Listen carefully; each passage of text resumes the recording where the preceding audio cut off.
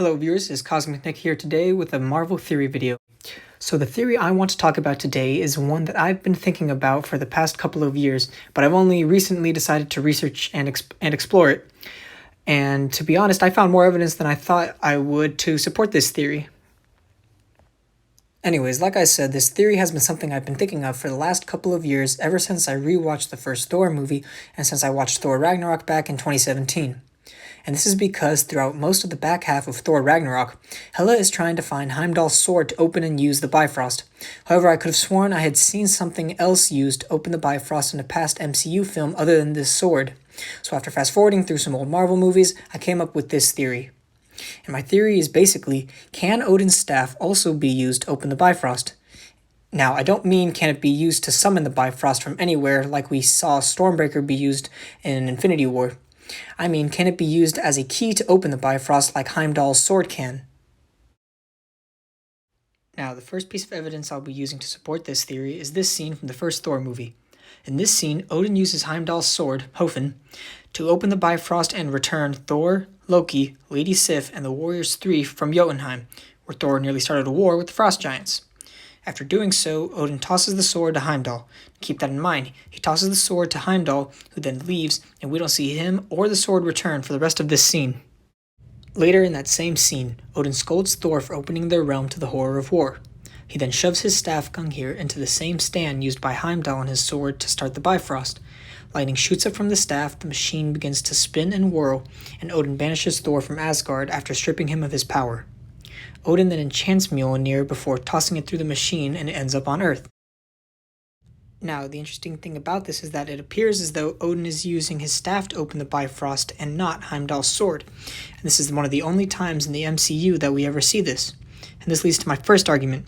Was Odin using the Bifrost in this scene, or was he using some sort of power or magic?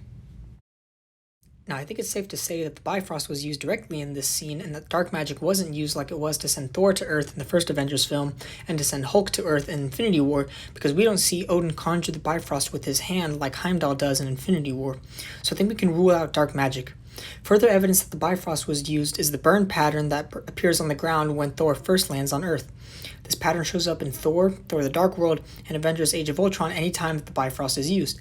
It even appears in Avengers Infinity War when Thor arrives on Earth with Groot and Rocket, and when Heimdall sends Hulk to Earth using dark magic. The scorch pattern can be seen on the rubble that Bruce Banner is laying in after crashing into the New York Sanctum and meeting Doctor Strange and Wong. So I think it can be said with good reasoning that Odin sent Thor to Earth using the Bifrost. Now my next argument is Odin the only one able to use this staff to open the Bifrost? In the scene where Thor gets banished, lightning erupts from the staff when Odin uses it. This made me wonder if this was Odin using his power to conjure something and banish Thor. However, when Heimdall uses his sword to open the Bifrost and bring Thor and his friends home later in the film, lightning can also be seen coming from the sword.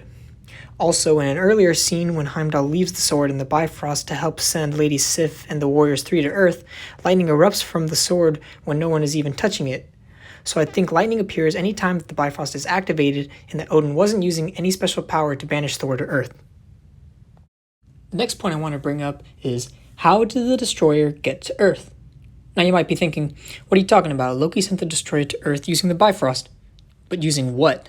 In the scene right before the Destroyer arrives on Earth, Loki freezes Heimdall using the Casket of Ancient Winters to stop him from interfering with his plans. He freezes him with the sword that's used to open the Bifrost. We can tell it's the same sword because of its design. We also see later that the sword remains frozen with Heimdall until he breaks free and uses it to kill the Frost Giants guarding the Bifrost.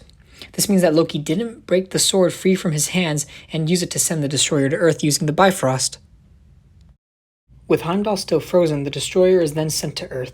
Phil Coulson, S.H.I.E.L.D., Thor, and his friends all watch in suspense as it emerges from a giant cyclone. So how did he get there if the sword to the Bifrost was frozen this whole time? This could mean that Loki used Odin's staff to open the Bifrost and send the Destroyer. Another way to explain this may be to state that the Destroyer was sent to Earth by something other than the Bifrost. After all, no shining lights can be seen around the Destroyer when he arrives, like when the Bifrost is used by Thor and his friends later in the film. It just appears to be emerging from a giant dust cloud. However, if you look at the shape of the cyclone that the destroyer arrives in, it looks like the same shape of the energy reading of the Bifrost on one of S.H.I.E.L.D.'s computers when Lady Sif and the Warriors 3 arrive on Earth. The same shape can also be seen on Jane Foster's camera when Thor arrives on Earth through the Bifrost at the beginning of the film. And if you look closely when the destroyer arrives, faint light can be seen in the cloud it emerges from when it first forms. You can see this light once again as the cloud descends.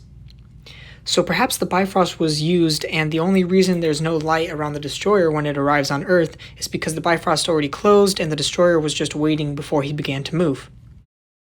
I also don't think Loki sent the destroyer to Earth using dark magic like Heimdall did to the Hulk in Infinity War, because throughout the entire MCU we've never heard of Loki doing something like this or using this ability, so it seems very unlikely that that would be the case. The next point that I want to bring up to support the theory that Odin's staff can be used to open the Bifrost is that the staff is used with the Bifrost again by Loki near the end of the movie. Shortly after Thor and his friends return to Asgard, Loki uses the staff to send a blast through the Bifrost to Jotunheim in an attempt to destroy it. He then uses the Casket of Ancient Winters to freeze the machine in place so that it'd be more difficult to stop. He must have also removed the staff before freezing the Bifrost in place, because it can be seen once again in his hand while the Casket of Ancient Winters can be seen on the stand freezing the lightning. Loki using the staff with the Bifrost to send a beam to destroy Jotunheim supports the idea that this staff can be used with this machine, and that people other than Odin can use the staff with the Bifrost. It also supports the idea that the staff can be used to open the Bifrost in the same way that Heimdall's sword can. Having said all that, I think there is plenty of evidence to support the theory that Odin's staff can be used to open the Bifrost in the same way that Heimdall's sword can. Now, if that's true, then another question arises. Why didn't Hela use the staff to open the Bifrost instead of searching for Heimdall's sword in Thor Ragnarok? Like I said at the beginning of the video, Hela spends most of the back half of Thor Ragnarok searching for Heimdall's sword because she tells Scourge, and I quote, "That sword is the key to opening the Bifrost," end quote. And she wants to use the Bifrost in her quest of conquering more worlds.